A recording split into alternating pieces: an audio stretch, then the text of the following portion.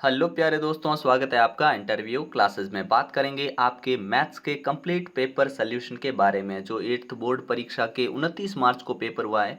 1 से 25 तक सभी प्रश्नों के एकदम एक्यूरेट आंसर्स की बात करेंगे।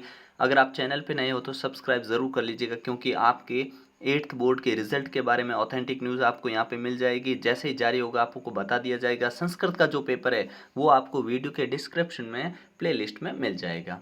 चलिए देखते हैं, और अपना स्कोर कमेंट सेक्शन में ज़रूर बताना कि कितने क्वेश्चन है वो आपके सही हो रहे हैं। ठीक है, पहला प्रश्न था आपने रैखिक समीकरण युग्म नहीं, तो जिन्होंने डी करा है वो ऑप्शन एकदम करेक्ट है। डी ऑप्शन, हिंदी और इंग्लिश मीडियम दोनों का सोल्यूशन इसमें हम देखने वाले हैं। ठीक है, अगला प्रश्न था परिमेय संख्याओं के लिए गुणन तत्समक होता है, तो डी ऑप्शन अपना एक होगा। ठीक है ना, जिन्होंने डी भरा उनका आंसर एकदम करेक्ट है।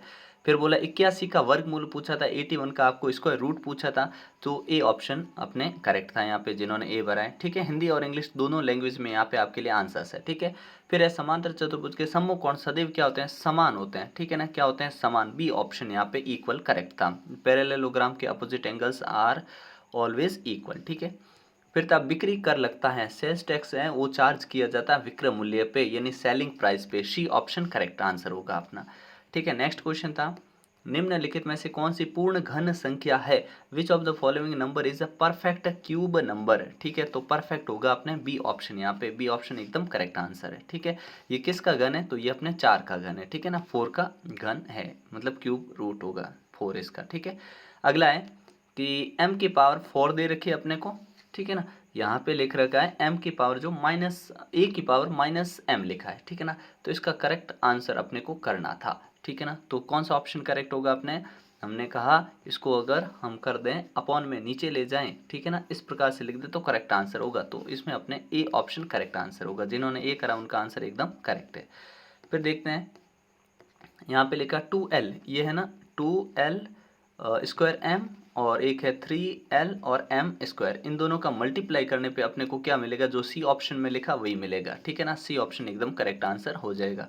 नेक्स्ट चलते हैं, यहाँ पे आपको क्वेश्चन करना था ये। ठीक है ना, सोल्यूशन यहाँ पे आपके लिख रखा है। ठीक है ना, यहाँ पे इसको सॉल्व करना पड़ेगा जो हमने यहाँ कर दिया। फिर x एक साइड करा और अपने को लास्ट में इनको जो अपने वेरिएबल इधर लिख दिए और कांस्टेंट इधर लिख दिए। कहने का मतलब चर इधर, अचर एक साइड लिख दिए। फिर अपने अचर 0 हो गए और चर की वैल्यू जो 5 थी इधर गुणे में था, भाग में भेजा, तो अपने x का मान 0 आएगा। ठीक है ना, जिनके आंसर 0 आया उनका आंसर एकदम करेक्ट है, उनको यहाँ पे 2 नंबर मिल जाएंगे। अगला प्रश्न देखते हैं अपने, ये वाला क्वेश्चन है 10th, जिसमें इस प्रकार से क्वेश्चन है। आपको क्या करना था, इसमें पहले इन दोनों को मल्टीप्लाई करके ये इस प्रकार से कर देना था, 9/35 आता। फिर आपको एलसीएम लेके सॉल्व करते तो -13/70 आंसर आता। ठीक है, जिसके ये आंसर आया उनका आंसर एकदम करेक्ट है। करेक्ट सोल्यूशन आपके यहाँ पे लिखा हुआ है, आप देख सकते हैं। ठीक है, अगला क्वेश्चन है जिसमें आपको 5% बट्टा दे रखा है, कितने 5225 में बेची, मतलब ये विक्रय मूल्य मिल गया अपने को, अलमारी का अंकित मूल्य चाहिए था। कहने का मतलब अपने अलमीरा को जो है सेलिंग प्राइस दे दिया, डिस्काउंट दे दिया, मार्केट प्राइस निकालना था। तो हमने यहाँ पे वो चीज़ें लिख दी। मान लिया कि मार्केट प्राइस 100% था, अगर 5% उस पर से डिस्काउंट किया तो सेलिंग प्राइस हो गया 95%। तो हमने 100% की वैल्यू चाहिए मार्केट प्राइस की, 100 ऊपर लिखेंगे, 95 नीचे लिखेंगे और उसकी वैल्यू सामने लिखेंगे, तो अपने आंसर जिनके 5500 5500 आया उनका आंसर एकदम करेक्ट है। ठीक है ना, अगला क्वेश्चन देखते हैं अपने, अभाज्य गुणनखंड विधि से आपको इसका 15625 का घन मूल निकालना, क्या, क्यूब रूट निकालना। Find the cube root of number 5000 15625 using prime factorisation method. तो इस प्रकार से आपने करा होगा, 3 का पेयर आपने बनाया होगा। ठीक है ना, तो आपके यहाँ से पेयर में से नंबर बार आएगा 25 और 25 का ये अपने क्यूब रूट होगा। ठीक है ना, 25 का क्यूब ये है और इसका क्यूब रूट 25। जिनके आंसर 25 आया उनका एकदम करेक्ट है, उनको यहाँ पे पूरे नंबर मिलेंगे। अगला क्वेश्चन आते हैं अपने सेक्शन सी पे, जहाँ पे आपको रिक्त स्थान वाले क्वेश्चन थे। ठीक है ना, बहुत इजी क्वेश्चन आए थे। पतंग के आसन भुजाएं यहाँ पे समान होती है, वर्ग होता है, सॉरी एक आयत होता है, प्रत्येक कोण समकोण होता है तो उसे वर्ग कहेंगे। वर्ग यहाँ पे टिक करना था। सभी समान भुजाओं जो होती हैं माप बराबर होता है, किसमें, समचतुर्भुज में होता है, और समचतुर्भुज के विकर्ण परस्पर लंबवत होते हैं, यानी 90 डिग्री का कोण वो बनाते हैं। ठीक है, अगला इंग्लिश मीडियम के लिए था, in a kite pair of two adjacent sides are equal. ठीक है, इसमें रेक्टेंगल इज होता है अपने स्क्वायर। ठीक है ना, यहाँ पे स्क्वायर पे टिक करना आपको, ठीक है ना, ये पैरेललोग्राम नहीं, यहाँ पे स्क्वायर, ठीक है ना, स्क्वायर पे करना, ठीक है। अगला देखते हैं, dash has all sides of equal, किस में, रोम्बस में होती है, ठीक है। Diagonal of rhombus are dash to each other, perpendicular to each other, ठीक है ना, परपेंडिकुलर यानी 90 डिग्री, ठीक है। अगला देखते हैं अपने, कथनों को सत्य असत्य आपको बताना था, तो यहाँ पे जब -5 का -5 से करेंगे तो प्लस का 25 आता, जो कि ये फॉल्स बात है, यहाँ पे असत्य है। फिर इसमें m और n का मल्टीप्लाई इस प्रकार से नहीं, इस प्रकार से लिखना था, तो ये भी अपने इनकरेक्ट है, ठीक है, तो ये भी असत्य है। अगला था, इसको सॉल्व करेंगे तो बिल्कुल ये करेक्ट आया आंसर, और यहाँ पे ये भी एकदम करेक्ट लिखा हुआ है, सत्य है, ठीक है। फिर अगला देखते हैं, इंग्लिश मीडियम के लिए सेम, ये रॉन्ग है, ठीक है ना, असत्य, दूसरा भी असत्य, फॉल्स था, तीसरा ट्रू है, चौथा भी ट्रू है, ठीक है। अगला देखते हैं अपने, ये अपने लिए था, ठीक है ना, इसमें ये देख लिया आपने क्वेश्चन, अगर आपके आंसर ये आए, पहले में 11 AM तक जो डिस्टेंस था वो 5 किलोमीटर, दूसरे में आपने दोपहर के डाके द्वारा तय की गई दूरी जो थी वो अपने 11 किलोमीटर आएगी, डिस्टेंस ट्रेवल मतलब जब वो शुरू हुआ 10 AM से लेके अपने 2 PM तक चला है, तब तक उसने 11 किलोमीटर डिस्टेंस ट्रेवल किया है, ठीक है। फिर वो बोला है कि दोपहर 2 बजे से, मतलब दोपहर के 12 बजे से 2 बजे तक, प्रातः 12 बजे से दोपहर 2 बजे तक कितनी दूरी तय की, तो 11 माइनस 8, तो 3 किलोमीटर उसने डिस्टेंस ट्रेवल किया, क्योंकि इस समय धूप थी तो धीरे ही चला वो आदमी, ठीक है। अगला देखते हैं अपने, ये पूछा है कि आपको वाई अक्ष पे, अब यहाँ पे क्योंकि ये जो है पेपर इसकी PDF थोड़ी अलग है, तो उस हिसाब से नज़र भी नहीं आ रहा, तो इसमें देख रहा है 1 सेंटीमीटर 1 किलोमीटर के इक्वल है, अगर आपके दो दो का ऐसे गैप ले रखा है तो 2 सेंटीमीटर इक्वल टू 1 किलोमीटर हो जाएगा, ठीक है ना, तो इस प्रकार से ये आंसर था अपना इसका। फिर आपको मैथ वाले क्वेश्चन थे, दुनिया के सबसे आसान प्रश्न यही था, ठीक है। इसमें 15 बन रहा था और ए दे रखा था 15, और ए इसमें बन रहा है, इसमें एक्स और वाई थे, ये इसमें एक्स और वाई थे, इसमें एक्स और वाई थे और लास्ट में 2 था तो इसमें ये था, ठीक है, और इसको मिलाएंगे तो ये बन गया, ठीक है ना। बड़ा ही सिंपल, यहाँ पे आपके लिए हिंदी इंग्लिश मीडियम दोनों के लिए मैच कर रखा है। फिर अपने आते हैं 17वें क्वेश्चन पे, बहुत ही आसान प्रश्न था आपने, ठीक है ना, किस प्रकार से देखिए। फिर अपने सिंपल सा अपने को फॉर्मूला लगाना और आंसर निकालना, ठीक है, सूत्र यहाँ लिख रखा है आपने, ठीक है, इसके हिसाब से अपन आंसर देंगे।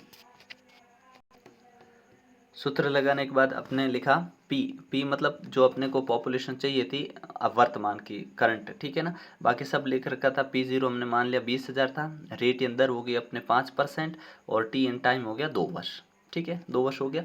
अब इस सूत्र में वैल्यू रखेंगे, 20,000 लिखा 1 + 5/100 और ऊपर 2 लिख दिया हमने, इस प्रकार से सॉल्व किया, और आपके अगर आंसर ये आया है 22,050, तो आपके आंसर एकदम करेक्ट होगा, ठीक है ना, क्योंकि अपने 2 साल में जो है 1999 तक 2 साल के अंदर 20,000 से लोग हो जाएंगे 22,050, मतलब 2,050 लोग हैं वो बढ़ जाएंगे, ठीक है, इतने लोगों की जनसंख्या 5% के हिसाब से बढ़ रही है, इसलिए इतनी हो जाएगी, ठीक है। अगला देखते हैं अपने, जिसमें वह सबसे छोटी पूर्ण संख्या बतानी 180 से गुणा करने पर, तो हमने फैक्टर्स ऑफ 180 लिख दिया यहाँ पे, ठीक है, गुणनखंड लिख दिए इस प्रकार से। अब देखिए आपको बोला है वर्गमूल निकालना है, यानी आपको स्क्वायर रूट निकालना था, तो इसका पेयर है, इसका पेयर यानी जोड़ा है, इसका नहीं है, तो हम लिखेंगे 180 को 5 से गुणा करने पर पूर्ण घन संख्या वर्ग संख्या बनेगी। To get perfect square number 180 should multiply by 5, 180 को शुड मल्टीप्लाई बाई 5 करेंगे तो होगा क्या, 180 इंटू 5 900, और इसका स्क्वायर रूट लेंगे तो 30, तो कितना, आपको यहाँ तक ये लिखना था एक, और एक ये लिखना था, ये दोनों आपके आंसर थे, ठीक है ना। अगला देखते हैं नेक्स्ट क्वेश्चन, कमेंट सेक्शन में अपना स्कोर जरूर बताना, ठीक है। अब देखिए इसको देखते हैं, ये जो अपने था इसमें अगर आपके आंसर -5 आया तो उनके एकदम करेक्ट है, सोल्यूशन आपके लिए बिल्कुल बेहतरीन ढंग से लिख रखा है, ठीक है ना, एलसीएम लेके नीचे ये नंबर काट के सॉल्व किया तो अपने 5 आंसर आएगा, एक्स की वैल्यू आएगी -5, ठीक है ना, इस प्रकार से आपको ये करना था। नेक्स्ट है, जिसमें आपको एक आयताकार कागज इस प्रकार से दे रखा है, नीचे 44 दे रखा है, इसकी ऊंचाई 3 दे रखी है, इसी को हमने घुमा के क्या ऐसा एक सिलेंडर बना दिया, ठीक है ना, तो नीचे ये 44 ही रहेगा इसकी परिधि, और ऊंचाई 3 ही रहेगी, ठीक है। तो वृत्त की परिधि क्या होती है 2πr, circumference of circle 2πr, वो बोल दिया 45 है, इसको हम सॉल्व करेंगे, यहाँ से r निकाल लेंगे, r की वैल्यू अपनी कितनी 7 आ जाएगी, ठीक है। और फिर हमें बेलन का आयतन, वॉल्यूम ऑफ सिलेंडर लगाना था, बेलन का आयतन, तो क्या होता है πr², h फॉर्मूला होता है, यहाँ पे अगर हम वैल्यू पुट करेंगे तो अपने आंसर यहाँ पे मिल जाएगा, अपने को वैल्यू कट हो जाएगी और ये 22 बचेगा यहाँ पे और साथ ही 21 यहाँ 21, इनका गुणा करेंगे तो 462 सेंटीमीटर क्यूब जिसके आंसर आया 462 सेंटीमीटर क्यूब, उनका आंसर एकदम करेक्ट है। ठीक है, अगला देखते हैं अपने नेक्स्ट क्वेश्चन जो था जिसके अंदर हमसे पूछा था कि एक फैक्ट्री में कुछ वस्तुएं 60 दिन में बनाने के लिए 45 मशीनों की आवश्यकता है, उतनी 54 दिनों में। तो हमने क्या किया, इस प्रकार से लिखा, मशीन्स यहाँ लिख दिया, ठीक है, डे यहाँ लिख दिया। मशीन थी 45 तो डेज लग रहे थे 60। अब मशीन कितनी होगी कि 54 इन 54 दिनों में काम हो जाएगा। तो सिंपल सी बात है, जब दिन कम है और ये 60 बढ़ा तो एरो ऐसे जाएगा, और मशीन 45 थी तब तो 60 दिन लग रहे। अब मशीन हम बढ़ा देंगे, मतलब x का मान है वो 45 से बड़ा आएगा, इसलिए एरो नीचे गया। तो जहाँ से एरो शुरू हुआ है इसको हूबहू लिख दिया और इसको पलट के लिख दिया हमने यहाँ। क्यों? क्योंकि एरो यहाँ से शुरू होकर ऊपर जा रहा है, तो छोटा नंबर ये है, छोटा हमेशा ऊपर लिखा जाता है। ठीक है, लिख दिया। अब क्रॉस मल्टीप्लाई करा यहाँ पे वज्र गुणन, तो अपने 50 मशीनें आंसर आया। जिनके 50 मशीनें आंसर आया उनका आंसर एकदम करेक्ट है। ठीक है, अगला देखते हैं अपने, इसमें आपको बनाना था अपने एक रेखिक ग्राफ बनाना था। ठीक है, रेखिक आलेख बनाना था। ठीक है, ये बड़ा ही सिंपल क्वेश्चन था। यहाँ पे हमारे ये रेखिक आलेख बना रखा। अगर आपके इस प्रकार का ग्राफ के अंदर बना है तो कोई दिक्कत नहीं है। नीचे आपने यहाँ समय लिखा होगा, ये एक्स अक्ष होता है अपना, ठीक है, और ये वाई, ये मूल बिंदु होता है, जानते हैं आप। ठीक है, सेम टू सेम क्वेश्चन हमने डिस्कस किया था। ठीक है, और ये वाई एक्सिस था। अगर आपने इस प्रकार का ही ग्राफ बनाया जिसमें आपकी पहला पॉइंट लाइन मतलब ऐसे ही जा रही थी, ठीक है ना, यहाँ पे गैप अलग हो सकता है, 20 40 50 मतलब 20 40 और 60 80 ऐसे भी ले सकते थे, इसमें कोई प्रॉब्लम नहीं है, लेकिन ग्राफ आपके इसी टाइप का बनता। ठीक है, फिर अगला है सेक्शन डी पे आते हैं जहाँ बड़े क्वेश्चन थे। पहले आपको बोला है कि इसके लिए आपको पाई चार्ट ड्रॉ करना था, ठीक है ना। तो पाई चार्ट के लिए आपको इस टेबल को इतना सा आगे बढ़ाना था, क्योंकि यहाँ पे आपको एंगल चाहिए, कोण चाहिए। तो कोण निकालने के लिए हमने इस प्रकार से लिख दिया, 160 कोण आया, 60 आया, 100 आया और 40 आया। ठीक है, टोटल मिला के 360 बनते हैं। ठीक है, अब इसको, और दूसरा जो था सेम टू सेम क्वेश्चन आपको कलर वाला दे रखा था, इसमें भी आपके बिल्कुल ऐसा ही बनता। ठीक है, तरीका थोड़ा अलग होता लेकिन पाई चार्ट इसी टाइप का बनता। ठीक है ना। तो अगर आपके भारी वाहन हैवी व्हीकल वाला 160 बना तो इस टाइप का, फिर आपके बनाए कार जीप वाला इस टाइप का 60 डिग्री, ये 100 डिग्री बना मोटरसाइकिल और 40 अन्य अदर। ठीक है ना, इस प्रकार का आपके बना तो एकदम करेक्ट होगा। ठीक है, फिर आते हैं 24वें में, इसके अथवा वाले के भी आंसर देख लेंगे।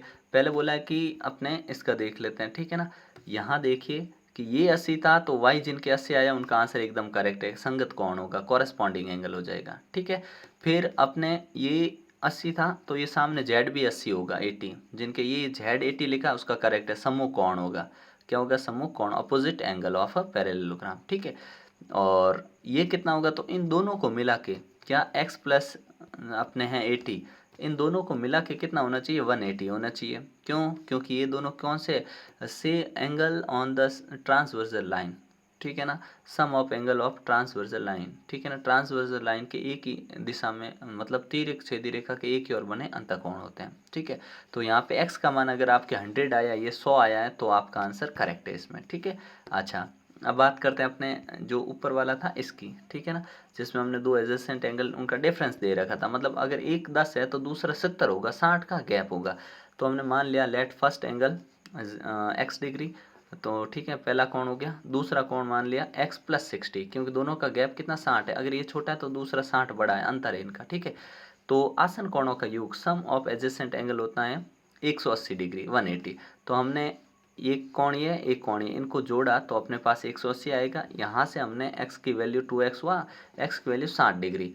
इसका मतलब पहला कोण अगर अपना 60 है तो दूसरा उससे 60 बड़ा है, और देखिए 120 होगा तो एक 60 होगा, एक 120, जिसके ये आंसर है एकदम करेक्ट है। और इसके दोनों का अंतर भी कितना है, 60 डिग्री भी आ रहा है जो क्वेश्चन बोला है।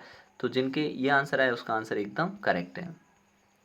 फिर अपने ये था, ये बड़ा ही सिंपल था, ये 45 है तो यहाँ पे ऐसे दे रखा हो, जब भी लाइन में अपने इस टाइप का दे रखा हो उसे 90 डिग्री बोलते हैं। ठीक है, तो ये 90 हो गया, और ये कितना होगा, तो हमने कहा इन तीनों को जोड़ लेंगे, 90 प्लस 45 प्लस x बराबर 180 डिग्री, क्योंकि त्रिभुज के तीनों कोणों का ये मिला के होंगे 135, और ये 180 से कम कर देंगे हम। ठीक है, तो अपने आंसर आएगा 45 डिग्री। तो जिनके अपने ये z बराबर 45 डिग्री आया उनका आंसर करेक्ट है। जिनके ये वाला x x बराबर 90 डिग्री आएगा। क्यों? क्योंकि ये स्ट्रेट लाइन सीधी लाइन है और ये 90 हो गया तो इधर भी 90 होगा। ठीक है, तो x बराबर 90 डिग्री आया उनके करेक्ट है, और जिनके y बराबर भी 90 डिग्री आया वो भी करेक्ट है। क्यों? क्योंकि ये शीर्षाभिमुख कोण है, इसे वर्टिकल अपोजिट एंगल बोलते हैं। ठीक है, ये हो गया इस प्रकार से। ठीक है, आपके लिए सोल्यूशन यहाँ पे लिख रखा है इन सब कोणों के मान। ठीक है, ये अपना लास्ट में प्रश्न था जो अमेजिंग क्वेश्चन था। ठीक है ना, क्योंकि बड़े इजी क्वेश्चन और एक एक लाइन में आंसर। इसके अथवा वाले प्रश्नों का भी आपके सोल्यूशन इसमें कर रखा है। ठीक है, सभी प्रश्नों का इसमें आपके सोल्यूशन है। यहाँ आप देख सकते हैं इनमें कि सबसे पहले जो क्वेश्चन है चारों, इन चारों को देखते हैं। ठीक है, अगर पहले में आपके आंसर ये आया है, ठीक है, तो आपका आंसर यहाँ पे करेक्ट है, देख लीजिए। ठीक है, और दूसरे में आपके आंसर यहाँ तक गया है जहाँ पे अपने फॉर्मूले लगे हैं, तो आपका आंसर एकदम करेक्ट है इस प्रकार से। फिर इसके अगर तीसरे की बात करें तो